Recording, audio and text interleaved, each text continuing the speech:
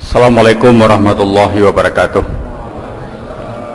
Alhamdulillah wassalatu wassalamu ala Rasulillah wa ala alihi wa sahbihi wa man walah. Asyhadu an la ilaha illallah wahdahu la syarikalah wa asyhadu anna Muhammadan abduhu wa rasuluh la nabiyya ba'dah. Ma ba'd. Kaum muslimin muslimat hadirin yang berbahagia, marilah kita selalu bersyukur kehadirat Allah Subhanahu wa taala yang senantiasa melimpahkan rahmat dan karunia-Nya kepada kita bersama. Kemudian salawat dan salam semoga dilimpahkan Allah kepada Nabi besar Muhammad sallallahu alaihi wasallam dan kepada keluarga, sahabat-sahabat serta siapa saja yang mengikuti sunnah beliau sampai hari akhir nanti. Pada suatu hari seorang jamaah bertanya kepada seorang ustadz yang mengikuti fatwa ulama bahwa rokok itu haram. Jemaah tadi bertanya, apa dalilnya Ustaz? Ustaz bertanya, ada yang membawa rokok? Ada, dikeluarkan bungkus rokok. Nah, coba baca.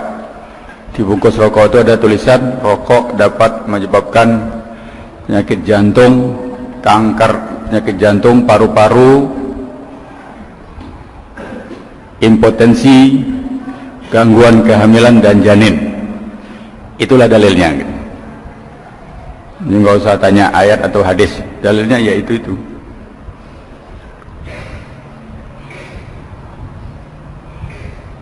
Hadirin berbahagia, jumlah perokok di Indonesia itu menurut catatan statistik 64 juta orang, lebih kurang 25% dari penduduk. Jumlah perokok terbanyak dari segi angkanya Cina 150 juta orang, tapi itu hanya 12% dari penduduk.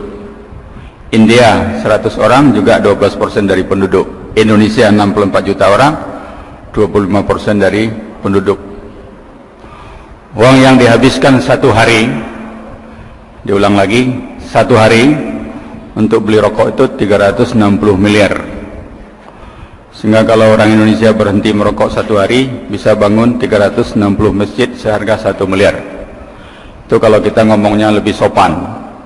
Kalau kita balik, para perokok di Indonesia telah membakar 360 masjid per hari. Pilih mau yang sopan-sopan apa yang sebaliknya. Kalau kita bujuk-bujuk, kita bilang, kalau Anda berhenti merokok satu hari, bisa bangun 360 masjid seharga 1 miliar. Tapi kalau agak jengkel, kita bilang, Anda telah membakar 360 masjid per hari. Perokok yang paling banyak di Indonesia itu orang miskin, bukan orang kaya. Orang miskin, karena pusing memikirkan hidup, semakin pusing semakin merokok dia. Tukang ojek penghasilan 50.000 sehari, beli rokoknya 20.000. Uang belanja rokok itu mengalahkan belanja beli daging, beli susu, dan beli makanan-makanan yang bergizi. Bahkan pada banyak keluarga mengalahkan biaya sekolah anak-anaknya. Banyak orang tua laki-laki yang pecandu rokok, lebih baik anaknya berhenti sekolah daripada dia berhenti merokok. Jadi ada juga kita juaranya, juara merokok sedunia. Dan angka kematian tentang merokok itu sudah tidak terhitung. Saya nggak berani menyebutkannya, terlalu banyak. Nah, hadirin berbahagia, ulama-ulama dulu pada umumnya menghukum rokok itu makruh. Karena di dalam kitab-kitab fikih lama, klasik, rokok hanya disamakan saja dengan makan bawang. Hanya dinilai dari segi baunya. Bukankah ada hadis mengatakan kalau kita habis makan bawang, makruh datang ke masjid karena mengganggu tetangga bau bawang. Itu disamakan kalau merokok juga makruh karena baunya mengganggu. Tapi dengan kemajuan ilmu kesehatan sekarang ini, tidak bisa lagi kalau hanya sekedar baunya, tapi zatnya itu sendiri itu zat yang beracun. Jadi ada 4.000 racun di situ. Dan salah satunya ada zat yang membuat orang kecanduan. Nah, zat yang bikin orang kecanduan itulah yang menyebabkan orang tidak bisa melepaskan diri dari rokok. Bukti bahwa tembakau itu beracun, lihat saja di kebun-kebun tembakau, kambing pun tidak mau memakannya. Jadi musuh tembakau itu bukan hama, tetapi hujan. Hanya hujan, hama pun tidak berani. Kambing saja kalau kita lepas ke kebun tembakau, dia tidak mau memakan karena dia tahu atas bimbingan Allah itu beracun. Jadi dalam hal ini kambing lebih pintar daripada para perokok. Itu fakta. Kalau enggak, coba aja bawa kambing ke kebun tembakau, enggak mau dia. Karena salah satu kelebihan hewan-hewan di dunia ini adalah diberi oleh Allah insting untuk menjaga dirinya. Jadi dia tahu, nggak usah dibawa ke laboratorium, dia tahu mana makanan yang berbahaya atau tidak. Lalu kenapa masih merokok? Tapi di sini kan tidak ada yang merokok. Alhamdulillah. Kemarin saya di Padang ketemu dengan seorang teman yang jago merokok. Saya tanya, masih merokok? Enggak. Tapi nanti malam. Nah, hadirin berbahagia, kalau mau diseriuskan, ya, dalil-dalil yang melarang merokok itu sangat banyak di dalam Al-Quran dan hadis, tetapi tidak langsung. Ada juga yang pura-pura pinter. Tidak ada di dalam Al-Quran ayat yang melarang merokok. Itu namanya pura-pura pinter, padahal dia tidak pinter. Karena rokok baru ditemukan 500 tahun yang lalu. Tidak mungkin Al-Quran menurunkan ayat tentang rokok atau Nabi berbicara tentang rokok, tapi dalil-dalil umum bisa diterapkan untuk rokok. Pertama, merokok itu membahayakan kesehatan, sudah disepakati oleh seluruh ulama kesehatan. Jadi kalau di Saudi Arabia ulamanya mengatakan ini sudah ijma, rokok itu haram. Menurut siapa? Ijma para dokter, ulama bidang kesehatan. Walaupun dokter itu perokok, tapi dia tetap mengatakan rokok itu berbahaya walaupun dia merokok, karena sebelum jadi dokter dia sudah merokok. Bukan dokter dulu baru merokok, enggak, itu tidak ada terjadi. Yang terjadi adalah merokok dulu baru jadi dokter. Nah, kalau membahayakan berarti merusak dirinya.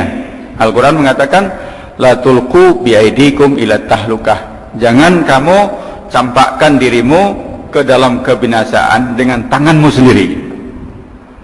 Ringkasnya, jangan kamu merusak dirimu. Jadi merokok melawan ayat ini. Kalau sampai mati, dia merokok sampai mati, bertentangan dengan ayat la taqtulu anfusakum, jangan kamu bunuh dirimu sendiri. Tetangga saya seorang dosen tiba-tiba sakit jantung. Setelah diobat di rumah sakit, dipasang ring, dokter bertanya, "Bapak punya anak kecil?" "Punya." "Umur berapa?" "Umur 5 tahun." "Ingin menghadiri wisudanya?" "Ingin." "Berhentilah merokok."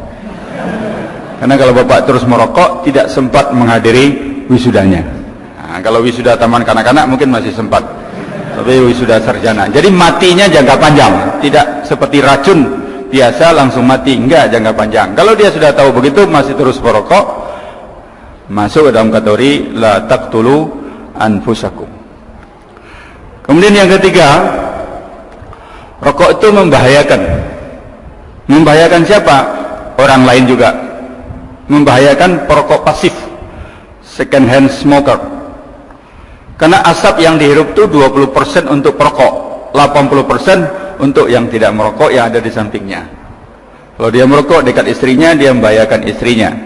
Merokok dekat anaknya, membahayakan anaknya. Bahkan bahaya untuk perokok pasif lebih tinggi daripada perokok aktif. Kalau begitu bertentangan dengan hadis Nabi yang mengatakan la darar wa la dirar. Tidak boleh merusak diri dan tidak boleh pula merusak orang lain. Nah, kalau tidak ada manfaatnya masih dipakai uang sampai 360 miliar per hari itu, maka itu masuk kategori mubadir. La tubadir tabdira, innal mubadirina kanu ikhwana syayatin. Kalau tidak akan sampai mati, sakit, paling kurang fisiknya lemah. Nah, kalau lemah bertentangan dengan hadis yang mengatakan naha Rasulullah sallallahu alaihi wasallam an kulli muskirin wa muftir. Rasulullah melarang dari segala hal yang memabukkan dan yang melemahkan. Rokok termasuk yang melemahkan atau muftir. Siapa yang diuntungkan dengan bisnis rokok? Industri rokok. Siapa yang menguasai industri rokok di Indonesia? Hanya 3 saja. Satu, Philip Morris. Yang kedua, British American Tobacco. Dan yang ketiga, para Cina-Cina yang menguasai. Industri rokok kecil milik pribumi itu hanya kecil saja. Uangnya dibawa ke luar negeri, bahkan di negerinya sendiri di Amerika, rokok itu sudah dikucilkan. Saya pernah lihat di Manhattan di New York itu, orang jual rokok diumumkan di situ. Merokok, beli rokok harus pakai identitas. Jadi perlihatkan paspor atau KTP untuk beli rokok. Kalau di sini orang tua yang mengajari anaknya merokok. Anak umur 5 tahun suruh beli rokok ke warung, batangan lagi. 2 batang, 3 batang, sambil jalan anak-anak pengen tahu, dicium. Ya. Jadi yang mendidik anaknya merokok adalah orang tuanya sendiri. Tapi perokok mengatakan tetap ada manfaat merokok. Apa manfaatnya? Ya, katanya ada 3 manfaat dari rokok. 1, tahan dari anjing gila. Karena anjing gila tidak berani dengan perokok, dia sebentar jongkok. Dikiranya ngambil batu, padahal dia sesak napas. Ya. Yang kedua, tahan dari pencurian. Karena pencuri nunggu tertidur, udah jam 2 malam masih batuk-batuk, sehingga pencurinya enggak masuk. Dan yang ketiga, perokok itu awet muda, karena sebelum tua sudah mati. Nah, perokok mengatakan coba periksa di rumah sakit, ya, hanya 10% perokok yang dirawat di rumah sakit. Betul, karena yang 90% sudah mati di jalan, enggak sempat datang ke rumah sakit. Jadi hadirin berbahagia, lalu apalagi yang mau dipertahankan dengan rokok itu? Pemerintah mempertahankan karena ada cukai. Cukainya 1 tahun 57 triliun. Tapi biaya penanggulangan penyakit yang disebabkan oleh rokok itu 3 kali biaya cukai itu. Lalu yang pintar siapa? Makanya sekarang banyak kalangan yang mencoba untuk menghadang, kalau tidak bisa menghentikan, mengurangi. Diusahakan ada undang-undang pengendalian tembakau. Begitu juga di DPR sendiri juga sudah disuarakan supaya tidak ada lagi iklan rokok dimanapun, di televisi, di radio, di mana-mana tidak ada iklan rokok. Karena kalau dikatakan kepada industri rokok, apa tujuan Anda iklan? Mencari perokok pemula. Karena industri rokok harus melakukan kaderisasi perokok. Yang tua-tua sudah pada meninggal, terus generasi barunya dipersiapkan sedini mungkin, lebih muda lebih baik, supaya umur merokoknya lama. Maka di Indonesia tidak hanya anak SMA, SMP, bahkan anak-anak SD sudah merokok. Ada juga yang di TV itu umur-umur 3 tahun, 5 tahun sudah kecanduan merokok. Itu kaderisasi yang dilakukan oleh industri rokok. Tidak ulama saja melakukan kaderisasi, industri rokok juga melakukan kaderisasi. Tapi dalihnya, selalu dikatakan dalihnya, kami tidak mencari perokok baru, tapi kami hanya memperkenalkan produk baru. Itulah rahasianya kenapa rokok itu muncul bermacam-macam variasinya. Memperkenalkan rokok-rokok yang baru sebenarnya bukan memperkenalkan rokok baru, itu targetnya, tapi mencari perokok-perokok baru. Diadakan event-event pertandingan olahraga, sponsornya rokok, bahkan penontonnya dibagi rokok. Diadakan pertunjukan dangdut, sponsornya rokok, penonton diberi rokok. Oleh sebab itu, bagi Anda hadirin yang saya yakin, kalau jamaah masjid Pogung Raya ini, saya yakin tidak ada yang merokok. Soalnya kalau tidak ketahuan, saya nggak tahu ya. Tapi sebagai perokok pasif saya kira banyak. Tidak merokok tapi perokok pasif. Oleh sebab itu harus aktif ya, mengucilkan para perokok. Kayak di bandara, kalau mau merokok sudah dipikirkan tempat yang terpojok. Pesawat, semua pesawat sekarang sudah no smoking, ya, sudah no smoking flight. Nggak boleh ada yang merokok. Bahkan kalau sembunyi-sembunyi merokok di toilet pun, kalau ketahuan dan memang ada kameranya, itu dendanya sangat besar sekali. Nah, undang-undang kesehatan juga sudah melarang semua tempat ibadah, lembaga pendidikan tidak boleh merokok. Itu sudah ada undang-undangnya, walaupun mungkin belum diterapkan. Jadi di kampus-kampus, di sekolah, di area masjid itu tidak boleh ada yang merokok menurut undang-undang kesehatan. Jadi mudah-mudahan kita katakan kepada para perokok, kalau selama sebulan puasa siang hari mampu mengendalikan diri dari merokok, kenapa di luar bulan puasa tidak mampu mengendalikan diri dari merokok? Demikian saja. Bila taufik wal hidayah. Wassalamualaikum warahmatullahi wabarakatuh.